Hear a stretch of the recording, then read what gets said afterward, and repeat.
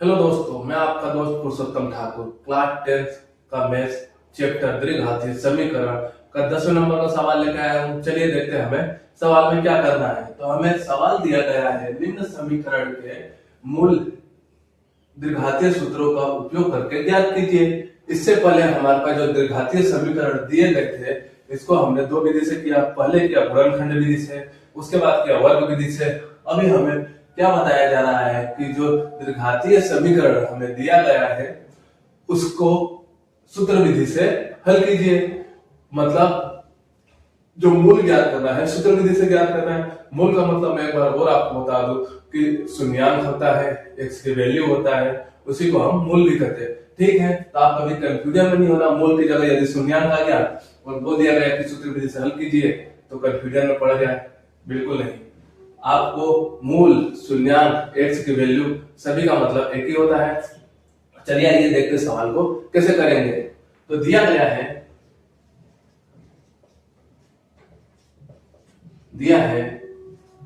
2x² minus 7x plus 3 बराबर 0। अभी हम क्या करते हैं कि इस जो इक्वेशन फर्स्ट है इसकी तुलना इक्वेशन फर्स्ट की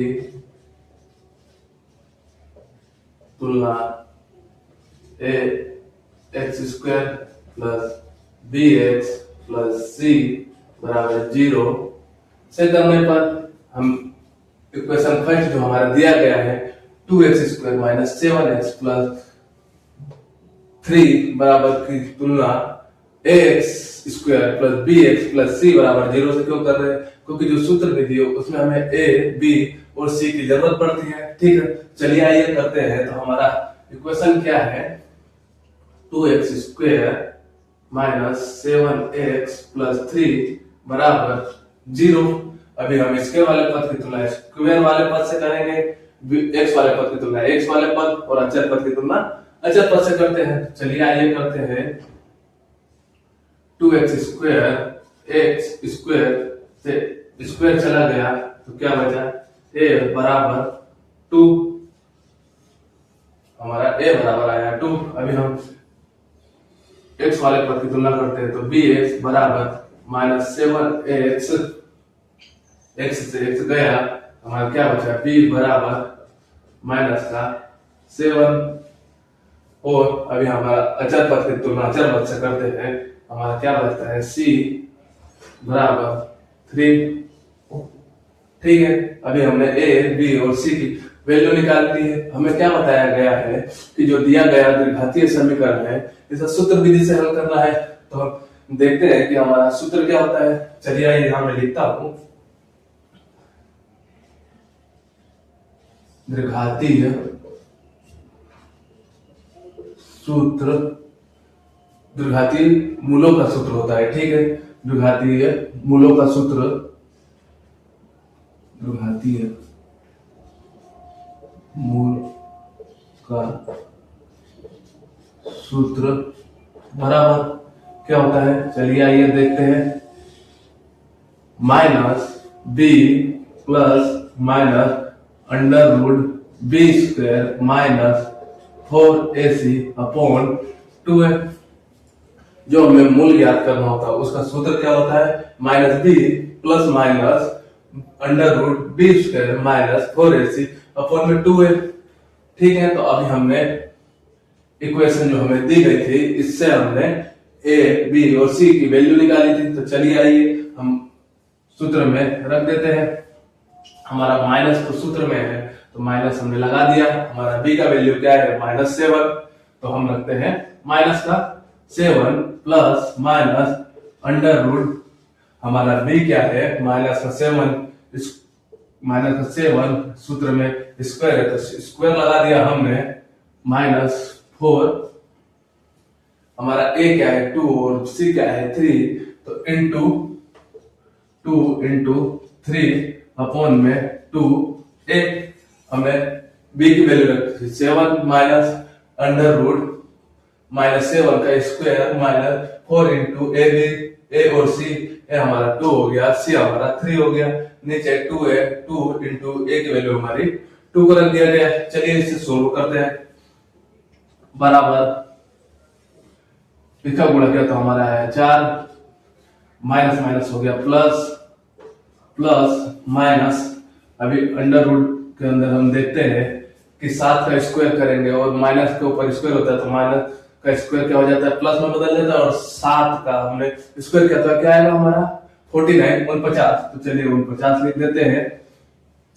अभी ये माइनस, तो माइनस 4 का गुणा 2 में करेंगे तो क्या आएगा 8, 8 का गुणा 3 में करेंगे तो क्या आएगा 24।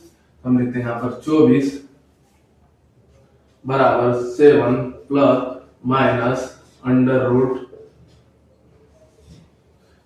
24 बराबर अपोन में 4। इसे मैं रब कर देता हूं।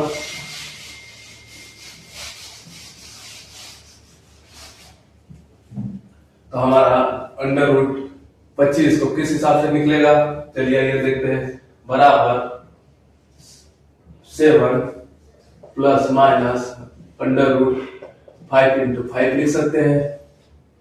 और जब हमारा अंडर रूट के अंदर किसी संख्या का जोड़ा बन जाता है गुणा में, तो हम उसे एक संख्या बाहर आ जाती है। तो हमारा हमने 5 का जोड़ा बना लिया तो हमारा अंडर रूट से बाहर आ जाता है। चलिए आइए प्लस माइनस 5/4। अब यह कैसे बाहर आता है यह भी मैं आपको एक बार बता देता हूँ। तो इसे मैं रब कर देता हूँ क्योंकि अभी इसकी हमें जरूरत नहीं है। चलिए आइए इसे हम रब कर देते हैं। और कोई भी संख्या का जोड़ा बना के अंडर रूट से बाहर कैसे आती है देखते हैं। तो हमारी संख्या अंडर रूट 25 थी। हमने 25 को क्या लिखा 5 इंटू 5 मतलब 5×25। अभी 25 तो हम 5 को क्या लिख सकते हैं 5 का स्क्वायर, क्योंकि दो सेम संख्या गुणा में हो तो उनकी घातें क्या हो जाती है जुड़ जाती है। 5 की घात 1 और इस 5 की घात 1 क्या हो गया 2, क्योंकि बेस हमारा सेम है। तो 5 का स्क्वायर हो गया। अभी हम जानते हैं कि जो अंडर रूट का मतलब क्या होता है 1/2 की पावर। तभी हमारा जो 5 स्क्वायर है इसका पावर क्या होगा 1/2। जब पावर के ऊपर पावर हो तो क्या होता है पावर का गुणा होता है। चलिए आइए 5 2 इंटू 1/2, 2 से 2 गया तो हमारा क्या आया 5 का पावर 1 तो 1, तो हमारा आया 5। इस प्रकार हम अंडर रूट से किसी भी संख्या को बाहर निकालते हैं। चलिए सवाल आगे करते हैं।